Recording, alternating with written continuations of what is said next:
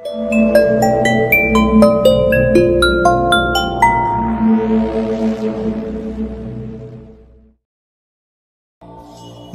সাহিত্যের রহস্যময় ও রোমাঞ্চকর জগতে আপনাদের সকলকে স্বাগত জানাই। আজ সোমনাথ ব্যানার্জির কলমে তারানাথ তান্ত্রিক গল্প অনুপ্রাণিত একটি অন্যতম নতুন তান্ত্রিক আদিনাথকে নিয়ে আপনাদের সামনে রহস্য ও রোমাঞ্চের টিম। গল্পের শেষে আপনাদের কেমন লাগলো সেই মূল্যবান কমেন্টটা একদমই করতে ভুলবেন না। সঙ্গে থাকবেন এবং শুনতে থাকবেন রহস্য রোমাঞ্চের নতুন নতুন কাহিনী। চেতন আর অচেতনের তফাৎ কি জানো হে? প্রশ্ন করলেন আদিনাথ। আমি অবাক হয়ে বললাম, মানে? ছাড়ো ওসব, তোমার মাথায় অত কাজ করবে না হে ছোকরা। এই বলে জব শুরু করলেন আদিনাথ। অগত্যা আমি খবরের কাগজে পাতা উল্টাতে লাগলাম। বাইরের বৃষ্টি আর দিনুদার দোকানের গরম চপে কামড়, যাকে বলে লাজবাব। চপটা অবশ্যই আদিনাথের কৃপাতেই পাওয়া। এই বর্ষার দিনে আদিনাথ চপ মুড়ি খেতে ভীষণ ভালোবাসে, তাই আমি বৃষ্টি শুরু হবার আগেই নিয়ে চলে আসি। আর সত্যি বলতে কি, আদিনাথের বাড়িতে এলে এসব আবদার চলতেই থাকে। একা কতক্ষণ বসে থাকা যায়? তাই চেয়ার ছেড়ে উঠে আদিনাথকে ডাকতে যাব এমন সময় দরজায় টোকা পড়ল। আদিনাথ একবার চোখ খুলে আমার দিকে তাকালেন, তারপর চোখ বন্ধ করে নিলেন। আমি বুঝতে পারলাম নতুন কোনো যজমান এসেছেন আদিনাথের সঙ্গে দেখা করতে। আমি হন্তদন্ত হয়ে দরজা খুলতে চাই, যতই হোক বাইরে বৃষ্টি তো। আমি গিয়ে দরজা খুলতে দেখি এক মধ্যবয়স্ক ব্যক্তি ছাতা মাথায় দাঁড়িয়ে আছেন। তার পরনে প্যান্ট শার্ট, চোখে কালো ফ্রেমের চশমা আর মাথায় চুল ডান দিক দিকে শীতে করা। ভদ্রলোক আমাকে দেখে জিজ্ঞাসা করলেন, নমস্কার, এটা কি আদিনাথ বাবুর বাড়ি? আমি বললাম, হ্যাঁ, কিন্তু আপনি? আসলে আদিনাথ বাবুর সাথে আমার একটু দরকার ছিল, খুব বিপদে পড়ে। পেছন থেকে আদিনাথ বলে উঠল, বাইরে বৃষ্টি পড়ছে, ওনাকে ঘরে নিয়ে এসো অমর। তাই আমি ওনাকে আদিনাথের কাছে নিয়ে আসি আর একটা চেয়ার এগিয়ে দিই ওনার বসার জন্য। ভদ্রলোক চেয়ার ধরে তাতে বসলেন। ওনার বসার কায়দা দেখে বোঝা যাচ্ছে ওনার পায়ে চোট লেগেছে। আদিনাথ এবার বলে উঠল, ভয়ের চোটে দৌড়ালে তো পায়ে লাগবেই বই কি। আমি তো অবাক। ভদ্রলোককেও দেখলাম আদিনাথের দিকে হাঁ করে তাকিয়ে থাকতে। এবার আদিনাথ মুচকি হেসে বলল, ভাবছো জানলাম কি করে? ভদ্রলোক বললেন, হ্যাঁ, আসলে ওসব সাধনার ফল, ছাড়ো ওসব। এবারে বলুন তো, আমাকে আপনার দরকার হলো কেন? ভদ্রলোক পকেট থেকে রুমাল বার করে কপালে ঘাম মুছে বলতে শুরু করলেন, আসলে ঠাকুরমশাই, আমার নাম নীলমণি হাজরা। কলকাতার একটা বেসরকারি অফিসে কাজ করি। বেশ ভালোভাবেই পরিবারের সঙ্গে আনন্দের দিন কাটাচ্ছিলাম। বেশ তো, তা তোমার বাড়ি কোথায় হে নীলমণি? আগে হুগলি। বেশ, এবার তোমার সমস্যার কথাখানি বলো দেখি। এই বলে আদিনাথ টেবিলে রাখার শুকনো ছোলা মুখে ফেলতে লাগলেন। নীলমণি বাবু বলতে শুরু করলেন, আসলে ঠাকুর, আমি অবিবাহিত। ছোটবেলা থেকেই হুগলির গ্রামে বাবা মার সাথে কাটলেও পরে অবশ্যই কলকাতার মেসে থাকতে বাধ্য হই। বাবা মাকে মাসের খরচা টাকা পাঠিয়ে দিই, আর যা হাতে থাকতো তাতে আমি ভালোভাবেই চলে যেত। সপ্তাহের অন্তে আমি গ্রামের বাড়িতেও ফিরে যেতাম। তাই এইভাবে সব ভালো খারাপ মিলিয়ে কাটছিল ঠাকুর। কিন্তু একটা ঘটনার পর সব কেমন উলট পালট হয়ে গেল। এবার আমি জিজ্ঞাসা করলাম, কিরকম সেটা?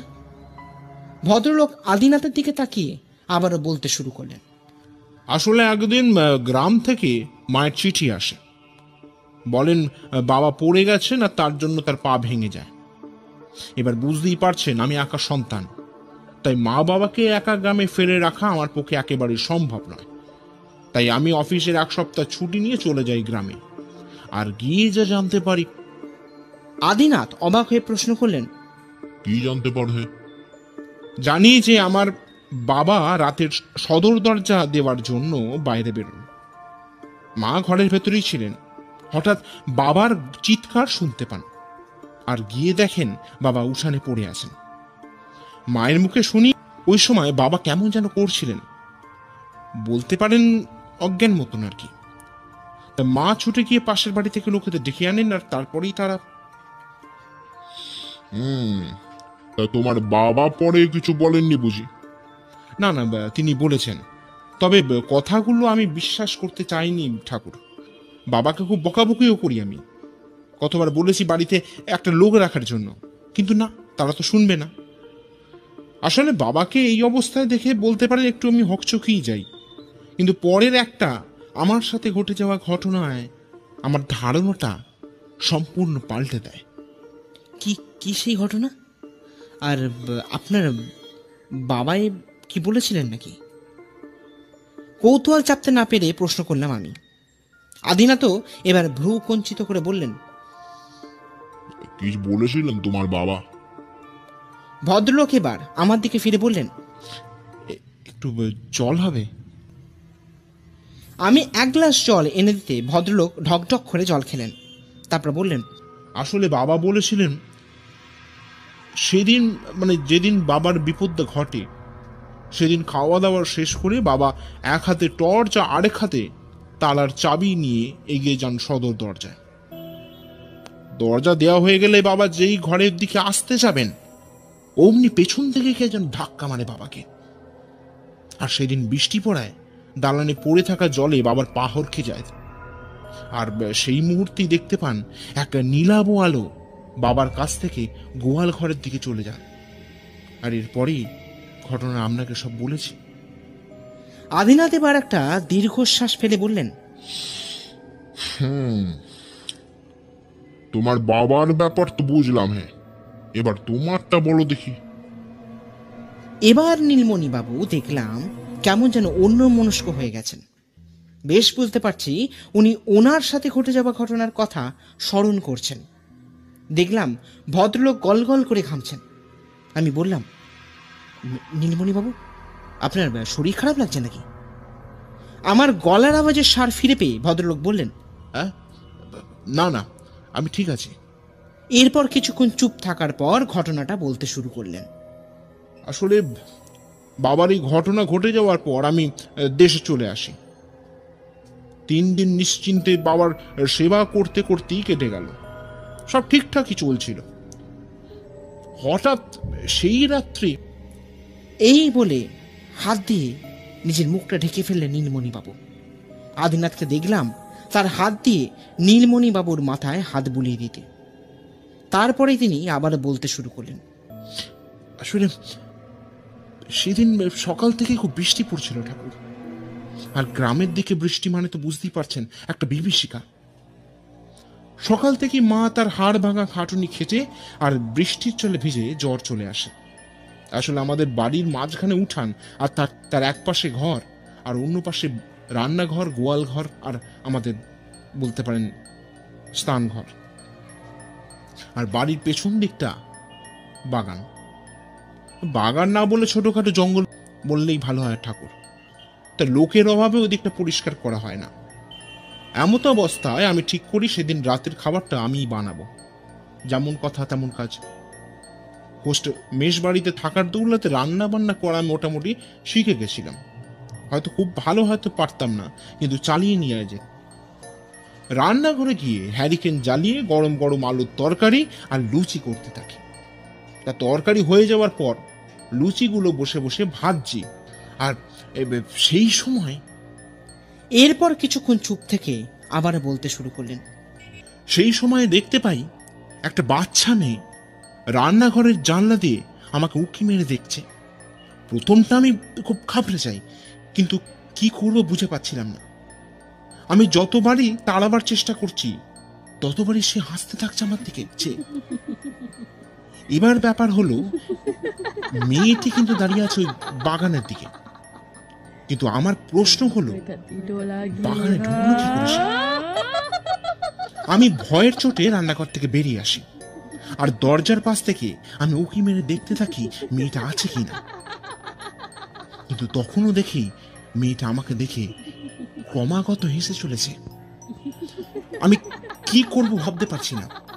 একবার ভাবছি মাকে গিয়ে ডাকবো কিনা, কিন্তু পরক্ষণেই ভাবি না, একবার বাগানে গিয়ে দেখা তো উচিত হবে। এই ভেবে আমি একটা টর্চ আর লাঠি নিয়ে বাগানের দিকে যাই। একা একা যাচ্ছি, ভয়ও লাগছে, কিন্তু মেয়েটার কোথা থেকে এলো সেটাও তো জানা দরকার ঠাকুর। তাই মা কালীর নাম নিয়ে বাগানে চলে গেলাম। কিন্তু আশ্চর্য ব্যাপার হলো, সেখানে কিন্তু কেউ কোথাও নেই। বহু খুঁজলাম, কিন্তু কারোর দেখা পেলাম না ঠাকুর।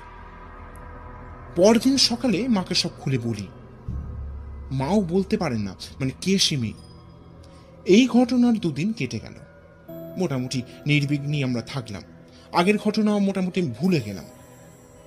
কিন্তু কি যে এক ভয়ানক কাণ্ড অপেক্ষা করছে আমাদের জন্য, সেটা। এই বলে আবারও গ্লাস থেকে জল পান করলেন নীলমণি বাবু। আদিনাথ এবার বলল, আচ্ছা নীলমণি বাবু, আপনি কি আর কিছু দেখেছেন নাকি? হ্যাঁ হ্যাঁ ঠাকুর, আমি দেখেছি। আমি লক্ষ্য করলাম নীলমণি বাবুর দু চোখ রক্তবর্ণ ধারণ করেছে। আমি একবার তাকালাম আদিনাথের দিকে, আদিনাথও তাকালো একবার আমার দিকে। তারপর নীলমণি বাবুকে বললেন, কি দেখেছেন? ভদ্রলোক আবারও বলতে শুরু করলেন, ঠাকুর, সেদিন ছিল রবিবার।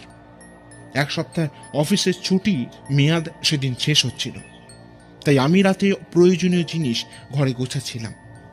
মা বাবা আগেই শুয়ে পড়েছেন, আর এমনিতেও এত তাড়াতাড়ি শুয়ে পড়ার অভ্যাস আমার ছিল না। তাই মনে মনে গুনগুন করছি আর জামা কাপড় গোছাচ্ছি। হঠাৎ মনে হলো কে যেন দরজাতে উঁকি মারছে। প্রথমটা একটু ভয় পেয়ে যায় ঠাকুর, কিন্তু পরে নিজেকে সামলে দরজা থেকে ফিরে দেখি কেউ কোথাও নেই। মনে একটা সন্দেহ হলো, তাই দরজার খিলের লাঠিটা হাতে নিয়ে দরজার দিকে বেরিয়ে আসি। কিন্তু আশ্চর্য বিষয় হলো ঠাকুর, চারিদিকে ঝিঁঝির ঠাক ছাড়া কোথাও কিচ্ছু নেই। তাই পেছনে ফিরে ঘরে ঢুকতে যাব, অমনি দেখি এক মহিলা আমার সামনে ছাদের সিঁড়ি দিয়ে উপরে উঠে যাচ্ছে। তার চুল খোলা, লাল পেড়ে সাদা কাপড়, তার কপালে এত বড় একটা সিঁদুরের টিপ। আমি চমকে উঠি।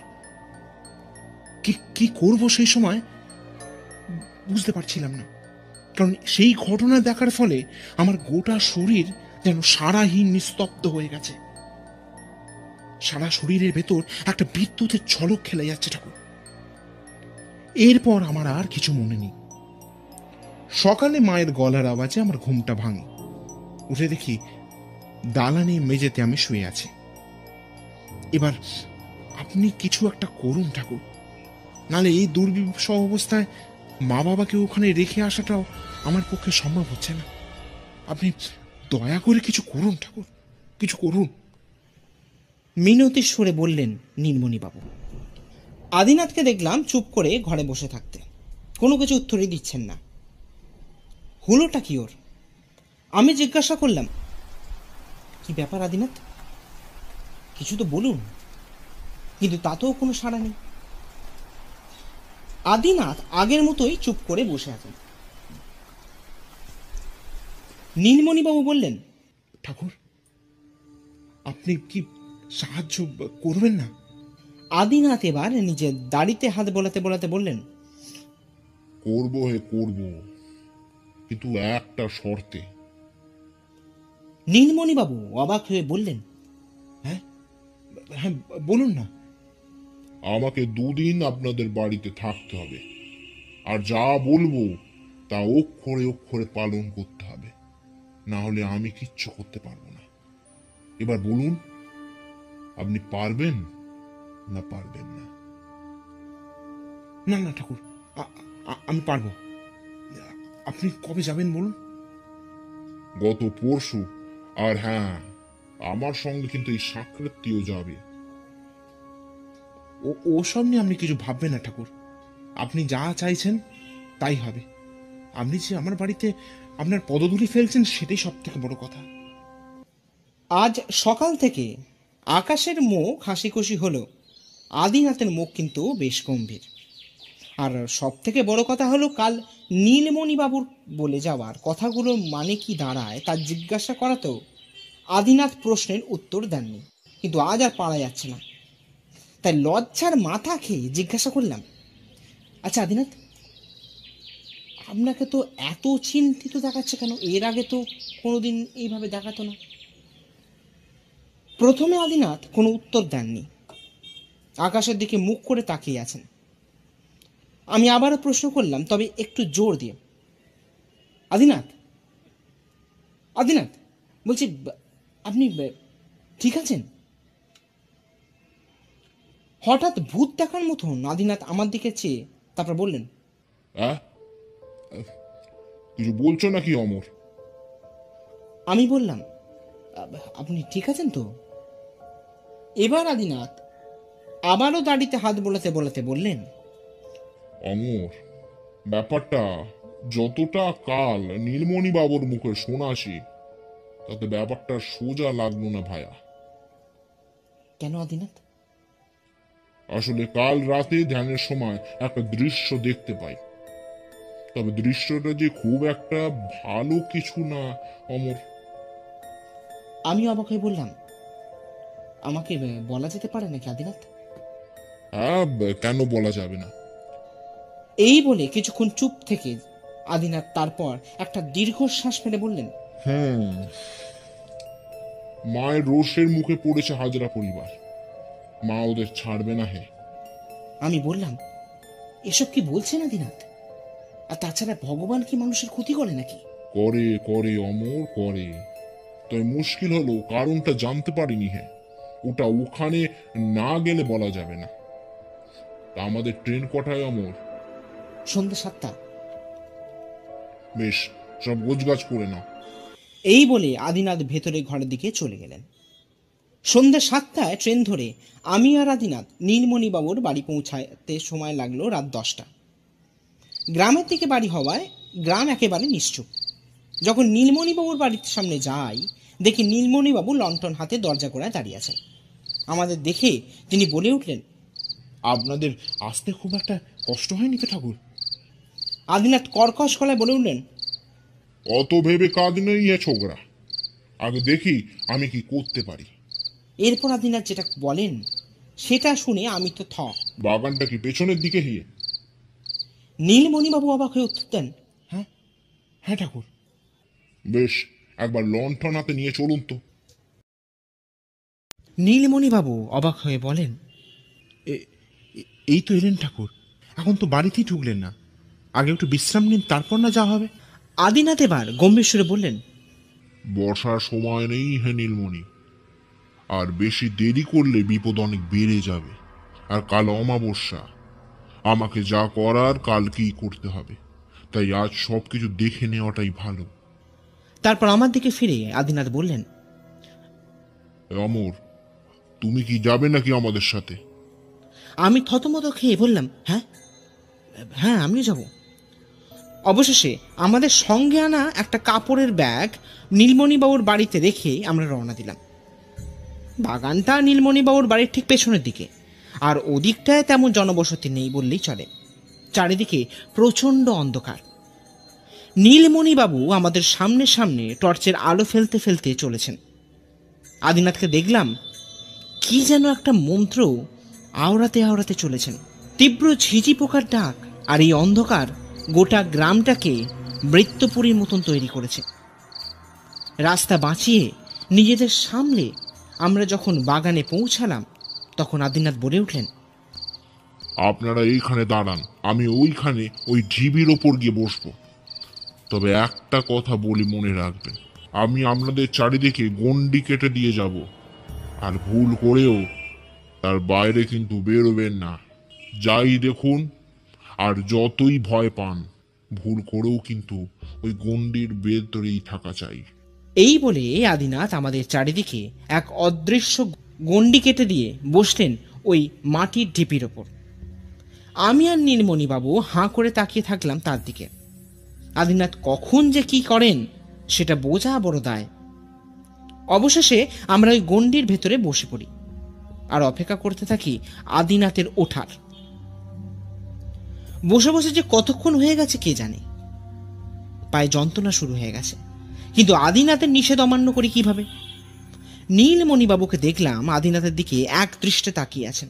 মাত্র হাত চারের দূরে আদিনাথ থাকলেও এই নিবিড় অন্ধকারে সবকিছুই যেন ঝাপসা লাগে। একে রাস্তার ক্লান্তি, তার উপর চুপ করে বসে থাকার ফলে তন্দ্রাচ্ছন্ন হয়ে পড়েছিলাম। হঠাৎ নীলমণিবাবু আমার হাতটা শক্ত করে ধরলেন। আমার তন্দ্রা কেটে গেল। আমি জিজ্ঞাসা করলাম, কিছু হলো নাকি নীলমণিবাবু? প্রথমটা বুঝতে পারিনি। পরে নীলমণিবাবুর মুখটা লক্ষ্য করতে আমার সারা শরীরে বিদ্যুতের ঝলক খেলে গেল। ভদ্রলোক কোনো কিছুতে যে ভীষণ ভয় পেয়েছেন। এবার তিনি আমাকে কাঁপা গলায় বললেন, মানে নিঃশ্বাসের আওয়াজ, নিঃশ্বাস। আমি ওনার সাহস বাড়াবার জন্য বললাম, ওসব কিছু নয় নীলমণিবাবু, আদিনাথ যখন এখানে আছেন তখন আপনার কোনো চিন্তা নেই। কিন্তু চিন্তা কি ছিল না? আমি তো সাহস দিলাম, কিন্তু কিছুক্ষণের মধ্যেই সেই নিঃশ্বাসের ঠান্ডা বাতাস আমার কাঁধকেও স্পর্শ করল। আমার সারা শরীরে শক্ত হয়ে গেল। মুখ দিয়ে আওয়াজ করতে পারছি না, যাতে নীলমণিবাবু ভয় না পান। মিনিট দুয়েক পর সবকিছু শান্ত হলো। আমি হাঁপ ছেড়ে বাঁচলাম, কিন্তু কি যে এক বিষম বিপদ অপেক্ষা করছে আমাদের জন্য সেটা জানা ছিল না। নীলমণিবাবু আমাকে বললেন, অমরবাবু, ঝিঝিগুলো ডাকছে না কেন বলুন তো? সত্যি তো, এ তো ভারী অদ্ভুত ব্যাপার। আমি বললাম, হয়তো দেখুন তারাও ক্লান্ত হয়ে পড়েছে। তারপরই ঘটে গেল এক চরম কাণ্ড। লক্ষ্য করলাম আদিনাথের সারা শরীর দিয়ে এক কোমল অথচ তীক্ষ্ণ নীলাভ আলো ছড়িয়ে পড়েছে গোটা বাগান জুড়ে। আলোয় ভরে যাচ্ছে বাগান। আর তারপরে শুরু হলো এক মহিলার হৃদয় কাঁপানো হাসি। আমি আর নীলমণিবাবু একে অপরকে শক্ত করে চেপে ধরলাম। এদিকে যত হাসির জোর বাড়ে, ততই আদিনাথের গা থেকে বেরোনো আলোর জ্যোতি বাড়ছে। একে দেখছি আমরা, এটা কোনো স্বপ্ন নয় তো? নীলমণিবাবু অজ্ঞান হয়ে ঢলে পড়লেন আমার কাঁধে। এবার লক্ষ্য করলাম একটা বাচ্চা মেয়ে দাঁড়িয়ে আছে আদিনাথের সামনে, আর তাকিয়ে আছে তার দিকে। সে কি বিভৎস তাকানি! এরপরেই সে তাকায় আমার দিকে। আমি পাথরের মূর্তির মতন চেয়ে আছি তার দিকে। হঠাৎ চোখের পলকে মেয়েটা চলে আসে আমার সামনে। আমি দেখছি সবকিছু, কিন্তু সারা শরীর অবশ হয়ে পড়েছে। পালিয়ে যে চলে যাব তার কোনো পথ নেই। আর এই অন্ধকারে পালাবই বা কোথায়? আস্তে আস্তে মেয়েটি হাত বাড়াতে বাড়াতে আমার দিকে এগিয়ে এলো। এরপর আমার আর কিছু মনে নেই। ঘুম ভাঙলো আদিনাথের গলার আওয়াজে। ওটো হে, কতক্ষণ ঘুমোবে এখানে? চোখ খুলতে দেখি আমি শুয়ে আছি নীলমণিবাবুর বাড়ির বিছানায়। আমি এবার আদিনাথকে জিজ্ঞাসা করলাম, হ্যাঁ আচ্ছা আদিনাথ, কাল রাতে? আদিনাথ আমার কথা থামিয়ে বললেন, এখন ওসব কথা নয় হে, কাল তো দুজনেই বিমড়ি খেলে। অগত্যা আমাকে লোক ডেকে তোমাদের এখানে নিয়ে আসতে হয়। এখন চলো দেখি নীলমণিবাবুর ঘুম ভাঙলো কিনা দেখি। অনেক কাজ পড়ে আছে ভাই আজ। এই বলে আদিনাথ ঘরের বাইরে বেরিয়ে গেলেন। আমি মুখ ধুয়ে ঘর থেকে বেরিয়ে দেখি উঠানে আদিনাথ, নীলমণিবাবু এবং ওনার মা একসঙ্গে বসে আছেন। আমি কি আদিনাথের পাশে গিয়ে বসতে আদিনাথ বলে, এই যে অমর, চলে এসেছো, এবার একটা কথাটা সেরে ফেলি। নীলমণিবাবু জিজ্ঞাসা করলেন, ঠাকুর, কি সব হচ্ছে কিছুই তো বুঝতে পারছি না। আদিনাথ সামান্য মুচকি এসে বললেন, পারবেন পারবেন, আগে বলুন তো, আপনারা কি মা কালী কোনোদিন পুজো করেছেন নাকি? নীলমণিবাবু বললেন, না, তবে শুনেছি বহুকাল আগে এ বাড়িতে কালী পুজো হতো, তবে সেটা আমার দেখার সৌভাগ্য হয়নি ঠাকুর। বেশ, সেই পুজোটাই আজ রাতে করতে হবে নীলমণি। মানে? মানে কালকের ঘটনার পর বুঝতেই পেরেছেন যে আপনাদের উপর কত বড় একটা বিপদ তাকিয়ে বসে আছে। খালি মা কালীর আশীর্বাদে আপনারা এখনো বেঁচে আছেন। এখন এই যজ্ঞ না করলে বিপদ কেউ আটকাতে পারবে না, আর আপনাদের জীবন সংশয় যে কোনো সময় হতে পারে। না না ঠাকুর, আপনি যেটা ভালো বোঝেন সেটাই করুন, আর যা যা আপনার প্রয়োজন বলবেন, আমি এনে দেব। বেশ, তবে আজ রাতের জন্য প্রস্তুত হন আপনারা। আদিনাথ যজ্ঞকুণ্ডের সামনে বসে পূজা শুরু করেছেন, আর আমি আর নীলমণি বাবু যজ্ঞকুণ্ড ঘিরে বসে আছি। আদিনাথ যজ্ঞ শুরু করার আগে বলে দেন, ভুল করেও কেউ আসন ছেড়ে আজ পালাবেন না। মনে রাখবেন, একটা ভুল পদক্ষেপ আপনাদের জীবন নিয়ে নিতে পারে। যাই হয়ে যাক, আসন ছেড়ে উঠবেন না যতক্ষণ আমি উঠতে না বলি। নীলমণি বাবুর বাবা মা আজ নীলমণি বাবুর পাশের আত্মীয়ের বাড়িতে রেখে আসা হয়। আমি আজ মন শক্ত করে বসে আছি। আমি জানি যে আজ কি ভয়ঙ্কর কিছু ঘটবে সেটার বলে দিতে হয় না, আর সেটার প্রস্তুতি নীলমণি বাবুর কিন্তু একেবারেই নেই। যজ্ঞ শুরু হয়েছে মিনিট 15 হলো, এখনো তেমন কিছুই ঘটেনি। আমি একবার আদিনাথের দিকে তাকাচ্ছি, একবার নীলমণি বাবুর দিকে, আর একবার বাড়ির চারধারটা। এই উঠোনের মাঝে যজ্ঞ হওয়ায় চারিদিকে আলোতে জলজল করছে। এইসব ভাবছি, হঠাৎ কোথা থেকে একটা কালো ছাগল নীলমণিবাবুর বাড়ির সদর দরজা দিয়ে ঢুকে এলো নীলমণিবাবুর দিকে। আদিনাথকে দেখলাম এক মনে পুজো করে যেতে। নীলমণিবাবু দুবার হাট করলেও দেখি সে এগিয়ে আসে আদিনাথের পাশে থাকা পূজার সামগ্রীর দিকে। সেখানে রাখা ধনী কুড়োগুলো জিভ দিয়ে চেটে চেটে খেতে থাকে সে। কি অদ্ভুত ব্যাপার! আমি ভালোই বুঝতে পারছি এই ঘটনা কোনো সাধারণ ঘটনা একেবারেই নয়। তারপর ছাগলটি এগিয়ে যায় নীলমণি বাবুর দিকে। আদিনাথ বলে ওঠেন, একদম ভুল করে উঠবেন না নীলমণি বাবু, চুপ করে বসে থাকুন ওখানে। নীলমণি বাবুকে দেখলাম আসন চেপে ধরে বসে থাকতে। এরপর অবশ্য তেমন কিছুই হয়নি, ছাগলটা আবারও সদর দরজা দিয়ে বেরিয়ে যায়। এইদিকে আদিনাথ নীলমণি বাবুর দিকে চেয়ে বলেন, ভয় পাবেন না, এখনো আরো ভয়ের জিনিস দেখার বাকি আছে আপনাদের।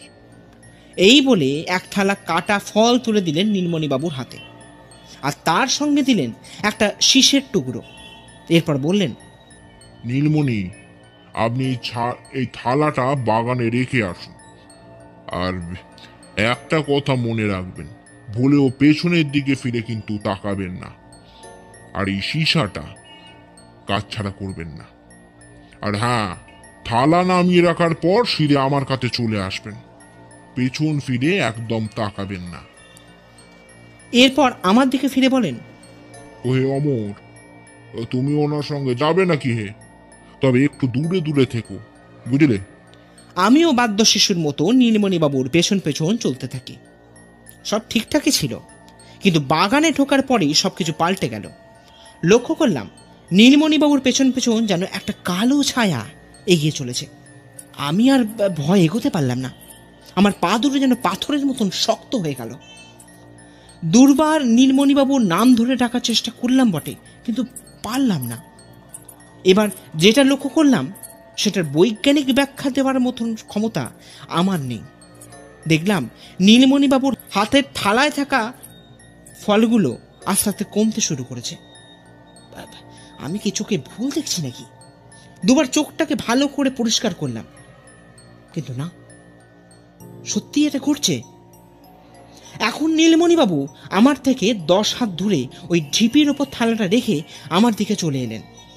তারপর আমার হাতটা ধরে একটা হ্যাঁচকা টান দিয়ে ওখান থেকে বের করে আদিনাথের কাছে নিয়ে এলেন।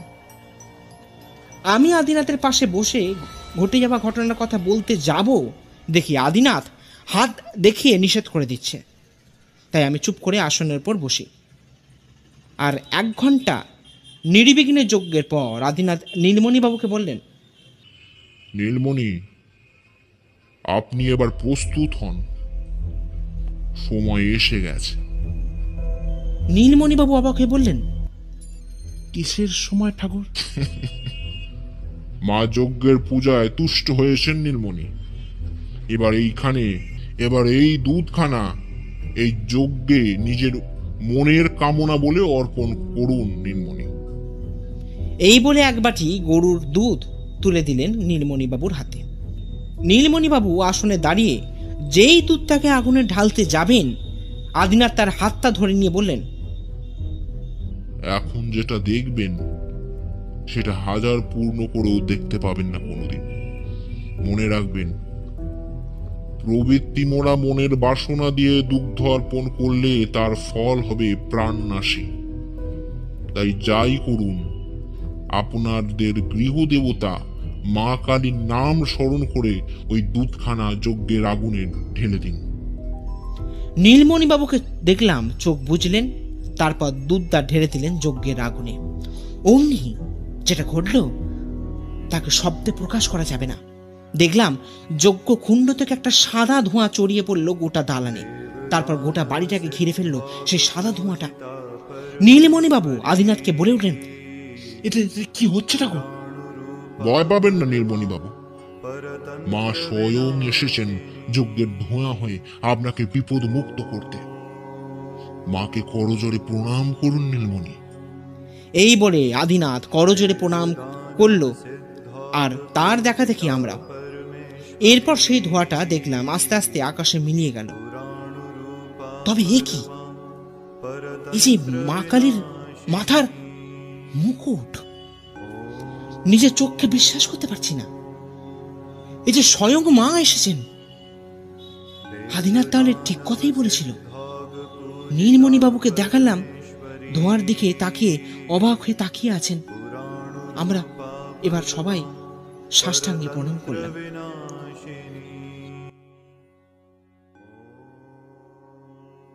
আদিনাথ মনের সুখে মুড়ি চেবাচ্ছেন।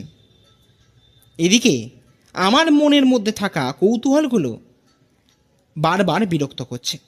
তাই থাকতে না পারে আদিনাথকে বলেই ফেললাম, আচ্ছা আদিনাথ, আজকের ব্যাপারটা তো একটু খুলে বললে ভালো হতো নাকি? আদিনাথ হাসতে হাসতে বললেন, তাই তো ভাবি, মুক্তার মশাই এখনো প্রশ্ন করছেন না কেন? নীলমণিবাবুও বললেন, ঠাকুর, অমরবাবু তো ঠিকই বলেছেন। আর তাছাড়া আমার কৌতূহল তো কিছু কম হচ্ছে না। আদিনাথ এবার মুচকে এসে বললেন, বেশ, তাহলে শুনুন। আপনাদের বাড়িতে ঢোকার আগেই আমি বুঝতে পারি যে একটা খারাপ কিছু রয়েছে আপনাদের বাড়ির আশেপাশে। তাই প্রথমেই চলে যাই ওই বাগানে, আর সেখানে আমার সাধনার জোরে বার করে আনি সেই পিশাচিনীকে। এবার বাকি ঘটনা যা ঘটেছে তা তো আপনাদের সামনেই ঘটেছে। কিন্তু সবচেয়ে বেশি অবাক হই এই বাড়িতে ঢোকার পর নীলমণি। নীলমণিবাবু অবাক হয়ে বললেন, কেন ঠাকুর? আমি লক্ষ্য করলাম আদিনাথ তীক্ষ্ণ দৃষ্টি দিয়ে তাকিয়ে আছেন নীলমণিবাবুর দিকে। তার চোখ যেন যজ্ঞের আগুনের মতন জ্বলজ্বল করছে। আদিনাথ এবার বললেন, এই বাড়িতে ঢুকে দেখি সারা বাড়িতে একটা নীলাভ দৈব রশ্মি ছড়িয়ে আছে বাড়ি জুড়ে। আমি একেবারে অবাক হয়ে যাই, তবে আপনাদের সেটা বুঝতে দিইনি। রাতে আপনারা শুয়ে পড়ার পর গুরুমন্ত্র জপ করতে থাকি ওই উঠোনে বসে, আর তারপরেই ঘটে যায় এক কাণ্ড। আমি বললাম, কি কাণ্ড আদিনাথ? অমর, এ এক অনুভূতির ব্যাপার ভাই। গুরুর অশেষ কৃপা যে এমন মায়ের দর্শন লাভ হয়। রাত তখন কত হবে খেয়াল করিনি। এক মনে গুরু প্রদত্ত নাম জপ করতে করতে চলেছি। হঠাৎ হঠাৎ শুনতে পাই কে যেন আমার চারপাশে হেঁটে বেড়াচ্ছেন। আমি একবার পেছন ফিরে দেখলাম, কিন্তু না, কেউ তো নেই। তারপর যেই সামনে ফিরেছি দেখি স্বয়ং ভবতারিণী দাঁড়িয়ে আছেন আমার সামনে। তেনাকে প্রণাম করার পর আমি জিজ্ঞাসা করি, আপনাদের বাড়ির সঙ্গে এরকম হওয়ার কারণ কি? তাতে মা বলেন এক মেয়ে আত্মহত্যার কথা। কি নীলমণি বাবু, ঠিক বলছি তো? নীলমণিবাবু অবাক হয়ে বললেন, হ্যাঁ করেছিল, কিন্তু সে তো বহুদিন আগে ঠাকুর। হ্যাঁ, আপনি ঠিকই বলেছেন নীলমণি। কোন এক অসাধু তান্ত্রিক সেখানে সাধনা করে আবারও জাগিয়ে তোলে সেই মেয়ের অতৃপ্ত আত্মাকে, আর তারই শিকার হন আপনারা। তবে একটা জিনিস, কি জিনিস ঠাকুর? আপনাদের ক্রমাগত রক্ষা করছিলেন স্বয়ং মা, তবে নিয়মিত পূজার অভাবে তিনি সম্পূর্ণ শক্তি নিয়ে আপনাদের বাঁচাতে পারছিলেন না। তাই আমাকে যজ্ঞ করার আদেশ দেন। আর হ্যাঁ, এই পুজো যাতে নিয়মিত চলে সেই ব্যবস্থাও করতে পারেন। এবার নীলমণি, আপনারা করবেন তো? অবশ্যই করব ঠাকুর, আজকে আমি মায়ের মূর্তির বায়না দিচ্ছি। এরপর আমরা সেদিন দুপুরে খাওয়া দাওয়া শেষ করে বাড়ি ফিরে আসি। আমি প্রশ্ন করি, আচ্ছা আদিনাথ, সব তো বললেন, তবে ওই সাধকের খোঁজ তো পেলাম না। আদিনাথ মুচকি হেসে বললেন, আসলে নীলমণি বাবুর বাবাই হলেন সেই অসাধু তান্ত্রিক। মানে? আমি একেবারে অবাক হয়ে আবারও বললাম, তাহলে তিনি তো আবারও সেই একই কর্মে লিপ্ত হতে পারেন। না অমর, দেবী আমাকে বলেছেন নীলমণি বাবুর বাবা আস্তে আস্তে সব ভুলে যাবেন। এরপর খালি সময়ের অপেক্ষায়। আহ আহ আহ